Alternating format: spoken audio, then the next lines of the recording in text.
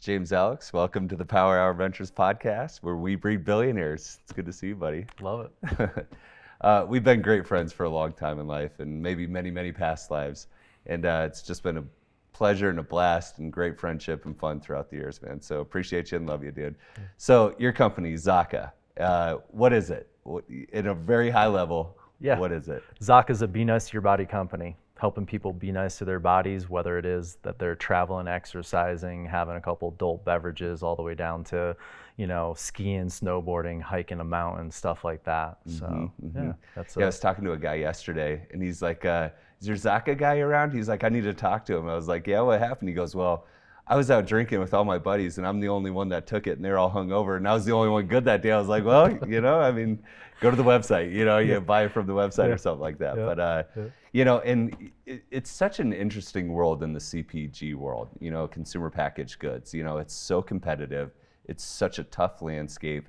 How does one navigate that landscape when they're trying to break into the market or, not knowing anything? I mean, where do you even start? Or do you just say, forget about it, and I'm not even gonna play in that space because it's so difficult? That might be the answer a little bit, because I know it's tough. But, somebody coming into the space, what would you tell them? Because you guys have been in business since 2006, 2008? 2008. 2008. Yeah. So you survived the tough years. Yes.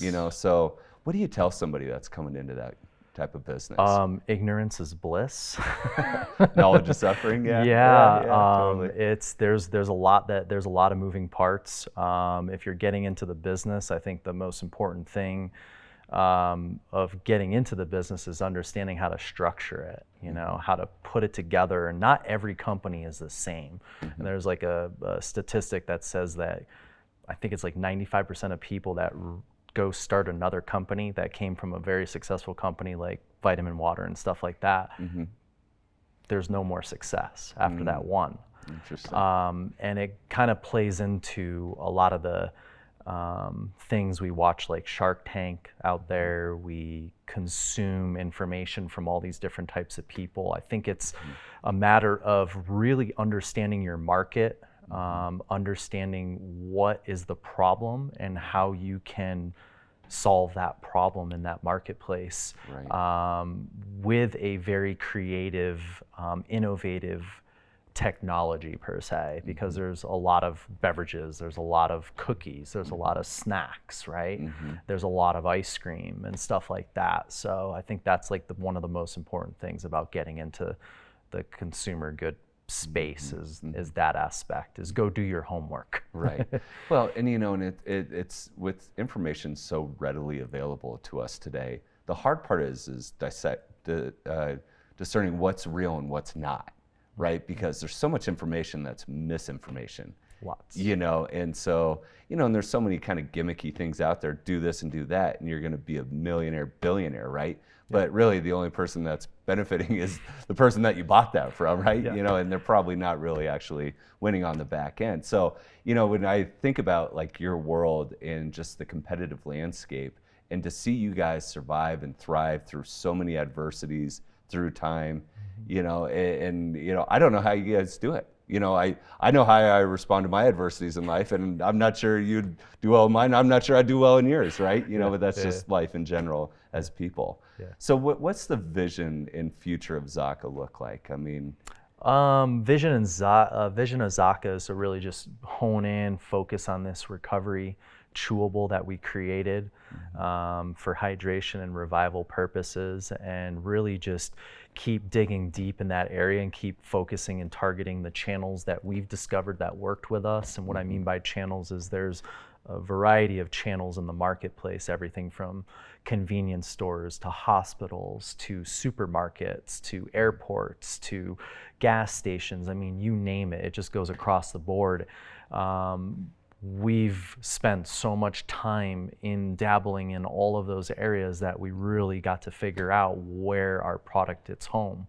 And even knowing that area of home, we still get, no, it's not a fit for us. Right. Or, our customers Yeah, our guests, they won't like that. I'm like, oh, that's interesting, because a hotel 2 blocks from you, Sells out all the time. sells out all the time. Right, So, right, it's right. like what you said. It's just working with those, and it's my brother and I. We do a phenomenal job, I have to say, in supporting each other through that.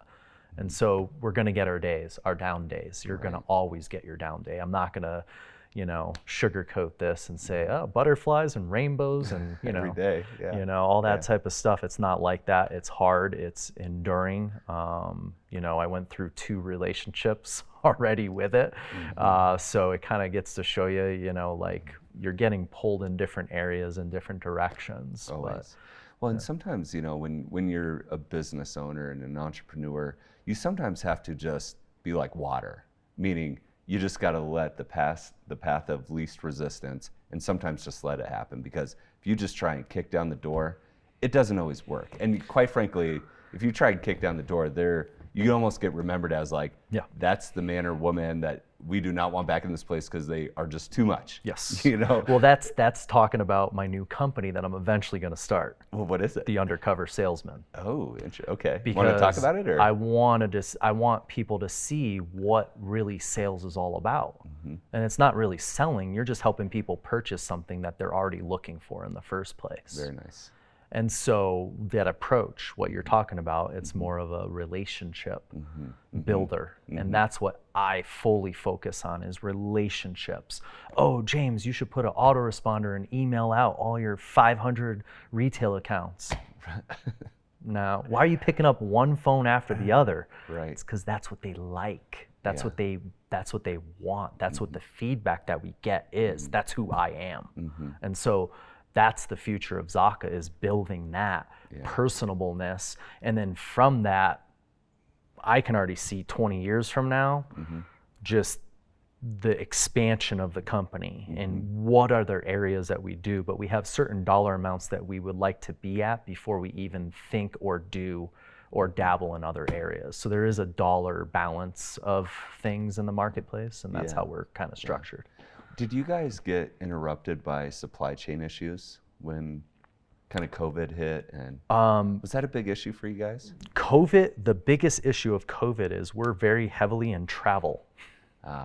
So April 2020, I think it was like $350 in retail sales. Oh my goodness. So because every hotel shut down essentially, And that was from hundreds of thousands in all of our accounts on a yearly basis to literally 1 month. We're like, what happened? Now what? Right. Now what? And talk about adversity to overcome something like that.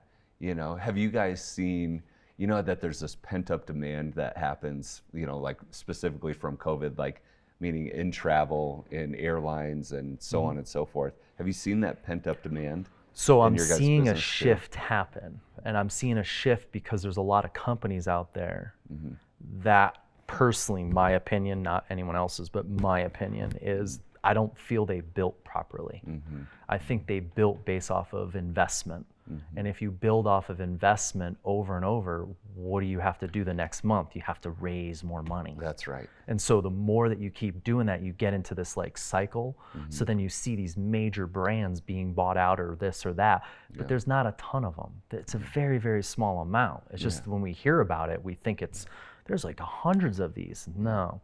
But when those companies get bought out, if you really dig down and find the numbers, these owners, these founders, they're less than 10% by the time that happens. And you guys are investor-free, debt-free? We're totally self-funded, no investors, just my brother and I, and we're going to continue to build it this way.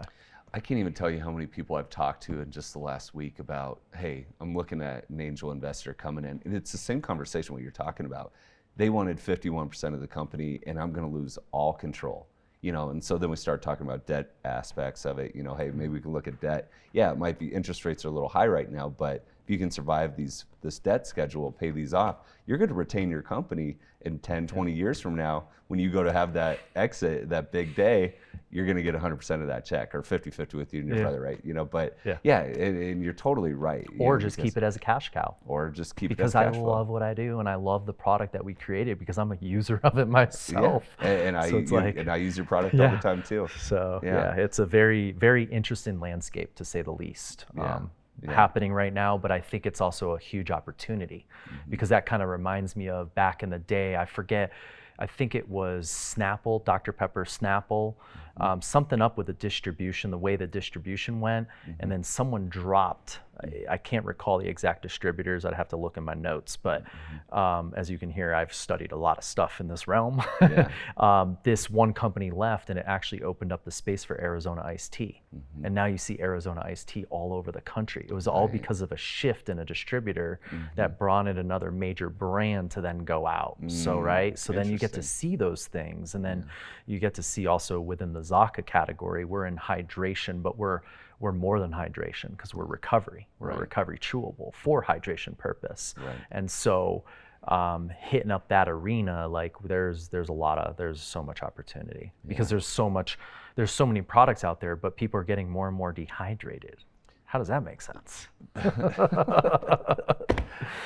Oh, well, I'm super proud of you, and it's been so much fun getting to know you through the years and having a great friendship and watching you guys' company just grow and grow and grow.